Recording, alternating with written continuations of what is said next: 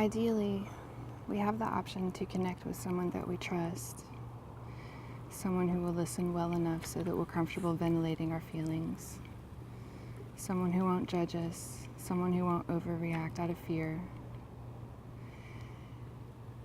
If you have someone like this that you feel you can trust and that you feel in your heart has your best interest, it might be worthwhile to reach out to them, give them a chance, see if they can listen, see if they do have some surprising insights or reflections, just a few words that can help you get through this and see it from a different angle. But even if you can't think of someone who you feel okay reaching out to you, that's perfectly okay. You will still get through this. I know that it can be done. No matter how hopeless this moment seems, there is light and peace underneath. Even if you can't feel it anymore, the light and peace inside you is always there. It's all right if that's too much to mentally accept right now. But if you're feeling actively suicidal, you probably need to express and relieve the pressure inside you. The longer you sit in these feelings, the more disconnected the mind becomes. It's just you weakened against bad programming. And that's why we need to let it out, or reach out, or both. There is a point to life, to living, to getting through our suffering, to know love and to lose it, to feel its loss and know that pain. There is a point, as unimaginable as that is right now. Every loss that we let ourselves get the courage to process, we transcend. When we can fully experience and grieve, we find that no matter how long we've gone down this dark well, there is a way out. You are still breathing. You are here now, with me, in a way. This moment, I want you to feel it. Take a new, fresh inhale right now. In through the nose with me. And out through the mouth. Let it out all the way. Allow this small act of self-compassion. Let fresh oxygen in the body. Feel the lungs fill up and release all the way out when you exhale.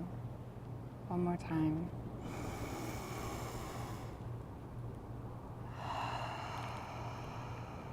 You are here now, and right now it's okay. We're taking a time out from focusing on all the worries. We're taking a time out from swimming in the pain.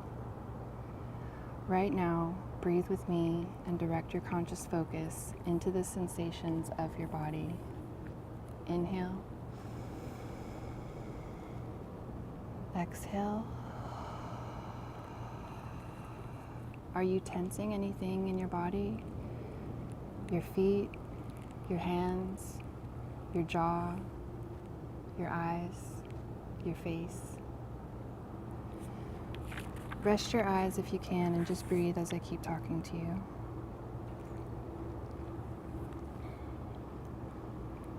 I'm here making this recording today partly for the old me who I couldn't rescue, the girl who felt like killing herself was the only answer. She would attempt 3 times before the age of 22, and after that, she just suffered, still wanting to die from time to time, but no longer willing to try suicide. She knows what it's like to go down deep in the dark well and live there in isolation for months at a time. She saw and felt more despair than she imagined was possible. Something inside her wouldn't let her attempt again. She just obsessed over it constantly. Her mind was locked into fantasizing an escape from an emotional nightmare. No one could reach her, and few tried anymore. She wanted everything to end. She saw herself as a wasted, pathetic, sad excuse of a person, as a partner, and as a human. There was nothing worth living for, and that's how she felt.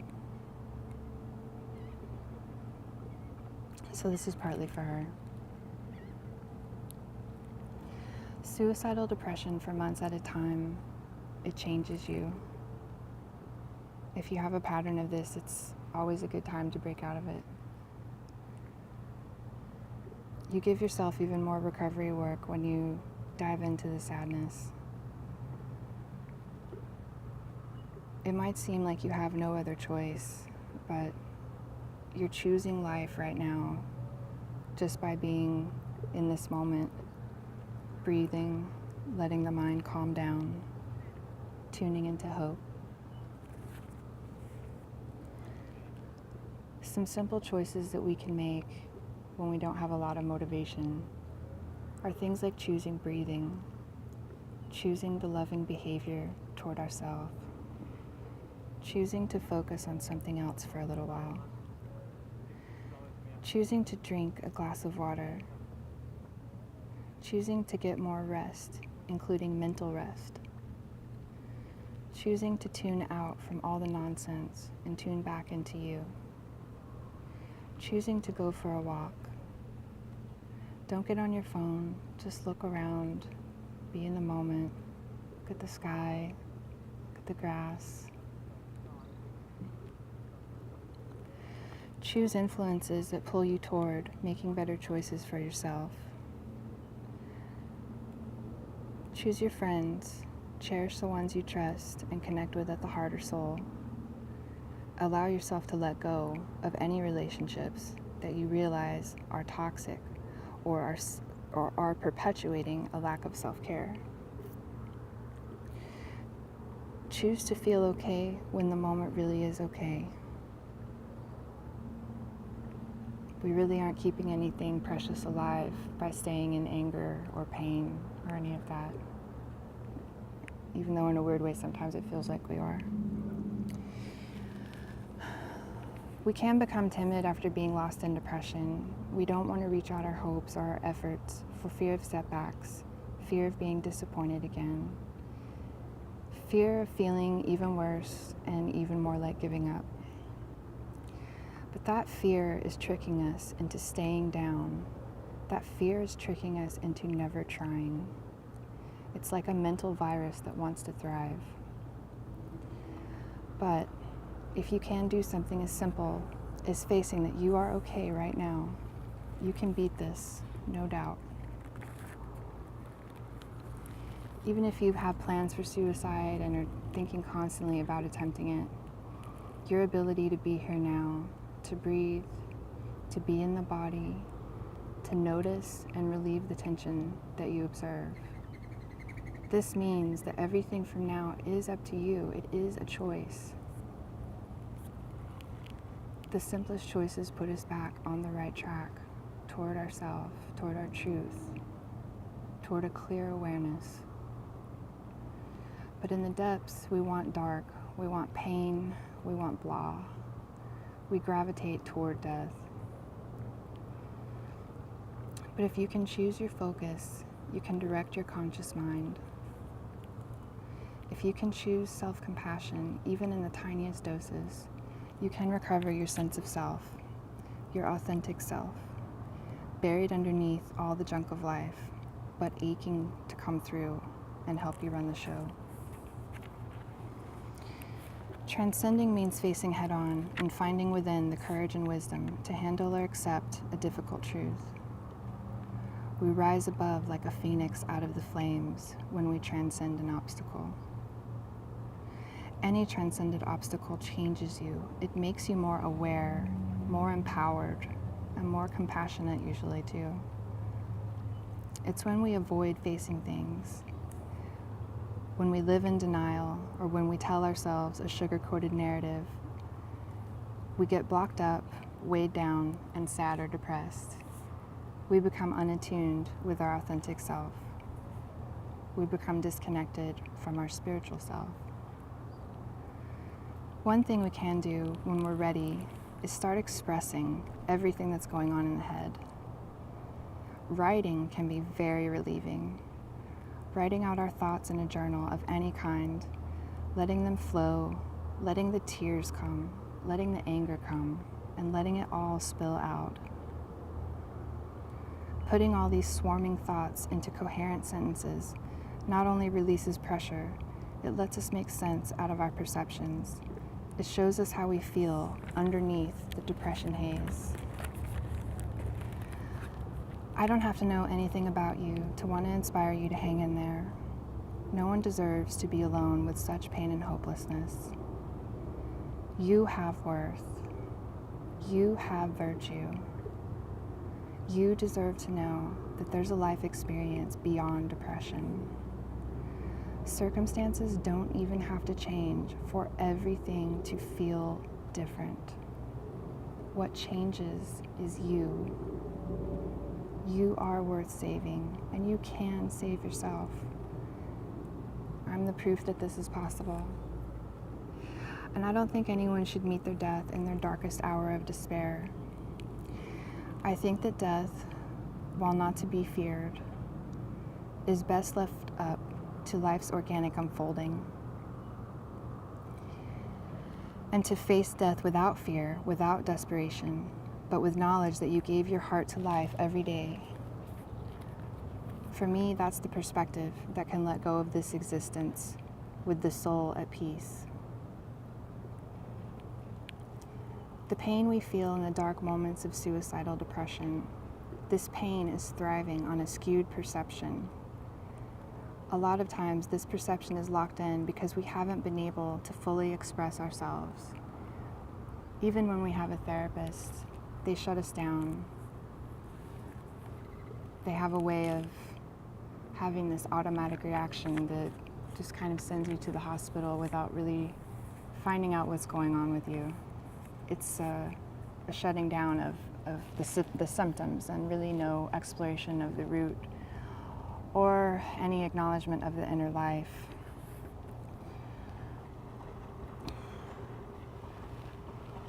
But when we can verbally ventilate or express our thoughts in a journal, we recalibrate our perception into a more neutral place that feels much more balanced and calm. The brain and body both undergo physiological changes in response to your compassionate choices. As we clear out the emotional buildup, pain dissipates on its own, evaporating into the past. We are able to be in the present moment. We are able to recognize that a dark cloud has been filtering everything happening around us, blocking out all the sunshine so much that we thought it stopped existing altogether. Remember, this too shall pass. You are a beautiful soul experiencing human limitation. The bigger the heart, the deeper it breaks. And if we can just hang on to that knowing that the clouds will pass, the reward is the restoration and expansion that comes after. When we transcend something like this, we are fortified with some parts of us strengthening and some parts of us softening. These trials attune us so sharply to the pain of human suffering. To transcend it means to become greater than and beyond that suffering. Surviving suicidal depression is the most excruciating pain I've experienced. But surviving it, choosing to love and care for yourself, reminding yourself that the intensity will pass, this is worth your best effort, and you can do this. If I can, you can. If I can turn around my outlook of hopelessness and pointlessness, anyone can. Your peace and clarity will return. Until they do, just keep breathing. You got this. Thank you.